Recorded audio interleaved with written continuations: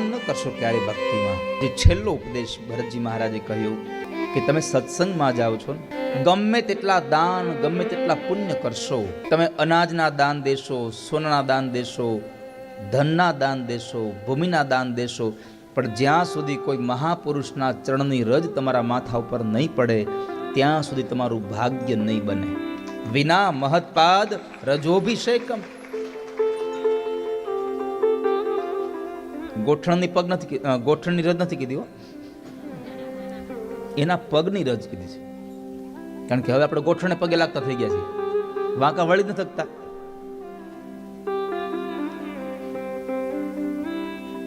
આપણા હજી ઘણા વડીલો એવા છે કે મહાપુરુષોના પગના તળિયે હાથ ફેરવીને પછી પોતાના માથા પર મૂકે. વિના મહત્પાદ રજોભિષેકમ. તો મહાપુરુષના ચરણારવિંદની રજ મળે તો ભાગ્ય સુધરે.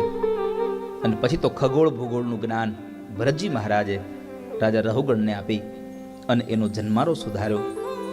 મહાપુરુષો કહે છે કે ભરતજી હતા એ આ બ્રાહ્મણના દીકરાના રૂપમાં આવ્યા, અને જે પેલું હરણ હતું એ રાજા રહુગણના રૂપની અંદર હતું. આ બેયનો અહીંયા સંગમ ફરી પાછો થયો. એ કથા કરી પંચમ સ્કંદને વિશ્રામ કર્યો. ષષ્ઠમ સ્કંદની કથામાં નામનો મહિમા છે.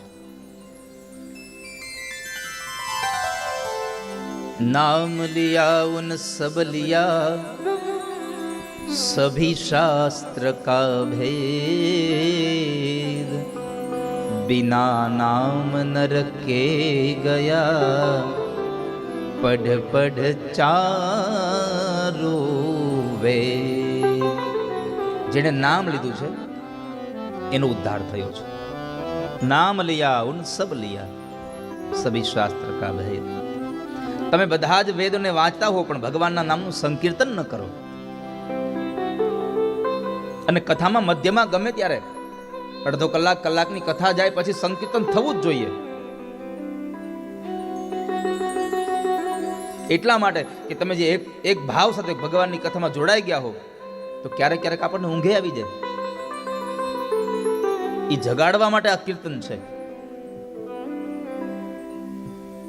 અને કથામાં તો હોઈ જ નહીં જવાનું કોઈ દિવસ.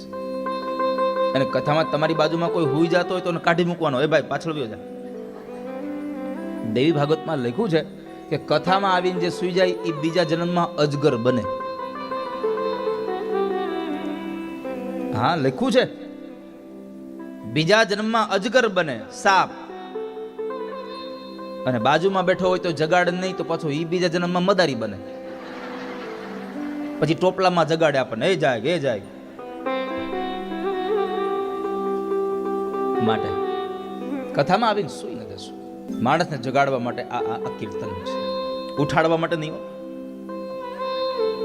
પથારીમાંથી ઉઠે એને ઉઠો કહેવાય, પણ જીવનમાં વિચારોથી જાગી જાય એને જાગ્યો કહેવાય.